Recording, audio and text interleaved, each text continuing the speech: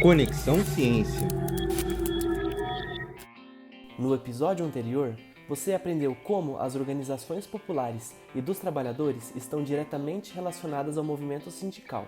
Já neste episódio, o professor, pesquisador e presidente da seção sindical dos docentes da Universidade Estadual de Maringá, CESDUEM, Tiago Fanelli Ferraiol, nos conta no Conexão Trabalho mais sobre os sindicatos.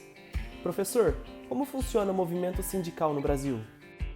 Para falar sobre o movimento sindical no Brasil, é preciso resgatar um pouquinho das suas origens, da sua história.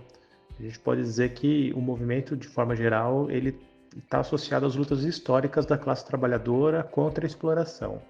Então, no Brasil, essa exploração começa de forma mais aviltante com a escravização, né, o período do Império, né.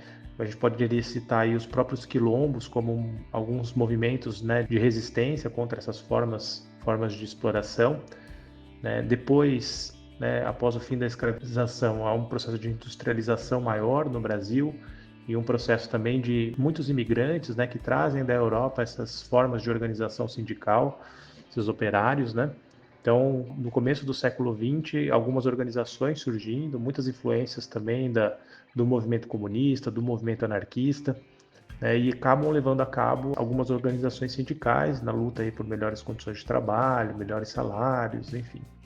Na década de 40 até a década de 60, o movimento sindical também tem um papel muito importante dentro do país, né, lutando aí por reformas de base. Era um projeto, digamos, desenvolvimentista naquele período, em que os trabalhadores estavam num processo de organização muito grande, assim. Então, o movimento sindical ganha força e consegue, inclusive, pautar esse projeto de desenvolvimento e de reformas de base, né? Também tem muita inspiração nesse momento do avanço do socialismo ali na União Soviética, no leste europeu, né? Esses setores da classe trabalhadora, portanto, começam a se organizar para pressionar o Estado e conquistar direitos. Depois da década de 60, aí, com o golpe de 64, esse processo é interrompido, digamos, né, brutalmente, né, uma repressão dos movimentos sociais.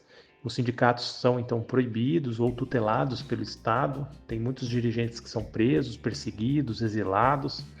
E só aí no final dos anos 70, depois ele começa uma retomada, porque a ditadura chega num movimento de repressão muito grande, e isso passa inclusive a ficar mal, né? Esse movimento todo gera todo um mal-estar na comunidade internacional dessa repressão.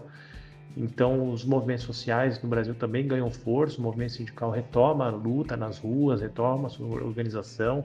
Pode citar aí no final da década de 70 as grandes greves no ABC Paulista. Aqui em Maringá também, na UEM, esse movimento também tem impactos, tem um nascente de um movimento sindical dentro da UEM, dentro de outros sindicatos, né? Então, uma retomada do movimento aí no final da década de 70, começo dos anos 80. Esse processo do movimento sindical, ele é retomado com uma certa radicalidade, com greves, né? Com uma grande pressão nas ruas, mas com o fim da ditadura, há todo um processo institucional, legislativo, que vai tirando força do movimento e colocando essa força para dentro de uma institucionalidade, né, para dentro do legislativo, para dentro dos poderes políticos estabelecidos. Muitas dessas lideranças, inclusive dos movimentos sindicais, passam a ser, com esse processo, cooptados pela institucionalidade, por partidos políticos, né, ganham funções aí ou concorrem a cargos como deputados, prefeitos, enfim, ou ganham funções dentro da institucionalidade, secretários, diretores, né? E até mesmo alguns sindicatos que cresceram naquele momento passam a ter uma estrutura muito grande, mas que usam essa estrutura mais como uma forma de conciliar, né, de negociar as condições de trabalho, do que propriamente de uma formação da sua base sindical, de uma mobilização. Então, a partir dos anos 80, esse movimento começa num refluxo, né? Esse refluxo do movimento sindical, ele é mais intenso agora, com essas novas ideologias, essa perspectiva neoliberal, né? Que é uma questão ideológica, mas tem também mudanças concretas na forma de organização do trabalho, né? Uma fragmentação da produção, né? Uma flexibilização e desregulamentação de leis trabalhistas, né? Prejudicando ainda mais os trabalhadores e, portanto, sua organização. Então a gente está nesse momento de refluxo do movimento sindical e de um avanço de uma ideologia neoliberal. né, e do avanço do capital, portanto, nas suas formas de exploração. Então essa é a situação atual, né, do movimento sindical. Hoje ele não está funcionando de uma forma mais radicalizada, está muito limitado, né, com sindicatos bastante fragmentados.